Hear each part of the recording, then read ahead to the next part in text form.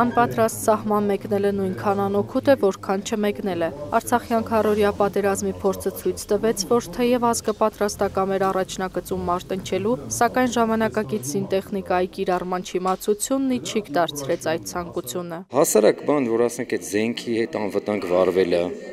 այդ մարշ բրասոկները քայլելը, խրամատ մտնել խրամատի մեջ թաքնվել, խրամատից կրակել, հասարակ բաներ շատերը չգիտեն։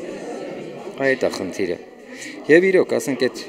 այդ մարդը չպատրաստված գնա այնտեղ ինչ անի։ Ինքնակազմակերպման մեր մակարդակը բարձրացնել։ Տարբեր փորձեր եղան, բայց հետագայում մենք նկատեցինք, որ Երևանում արդեն կազմակերպված ընթացք կա, ողջ մնալու արվեստ կոչվող դպրոցի կողմից, որը իրականացնում է բավականին լուրջ ծրագիր եւ հայտնի հետախուզ Վովա Վարդանովի գլխավորությամբ։ Պատերազմական պայմաններում անկախ սեռից ու տարիքից բոլորը պետք է իմանան ինչպես ոչնչացնել թշնամուն եւ ամեն գնով ողջ մնալ։ Առաջիկա 10 օրերի ընթացքում երիտասարդ աղջիկներն ու տղաները հնարավորություն կունենան սովորելու մարտնչելու արվեստը։ Նրանց սպասվում է դժվար փորձություն եւ պահանջվում է մի բան՝ դիմակայելու կամք։ Ուզում է գնա, այդ հələ դեռ քիչ է, ինքը պետք է պատրաստված լինի, զենքերին ծանոթանա,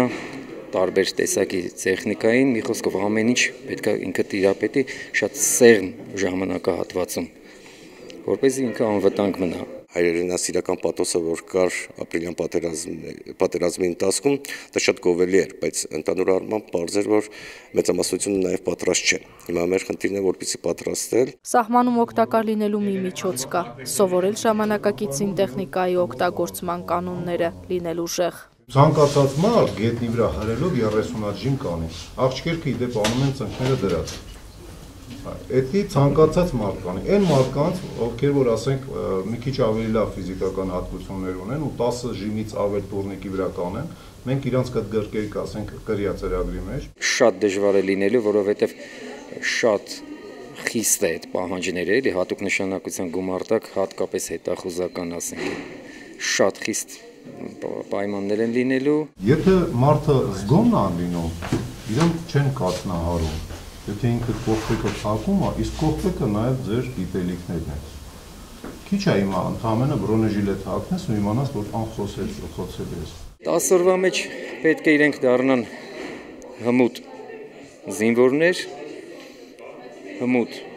մարտիկներ, պատրաստ առաջին գծում կանգնելու զինվորի կողքին, մարտնչելու, իրենց ֆունկցիան կատարելու համար։ Պարապմունքներին մասնակցել ցանկացողները վաղը ժամը 16-ին պետք է լինեն Գյումրու թիվ 30 դպրոցում, որտեղ կհանձնեն առաջին ստուգատեսը։ Ընտրվելու դեպքում առաջիկա 10 օրերի ընթացքում կկատարեն հատուկ նախատեսված զորավարժություններ։ Յուլիա Գրիգորյան, Արման Գասպարյան, Օրագիծ։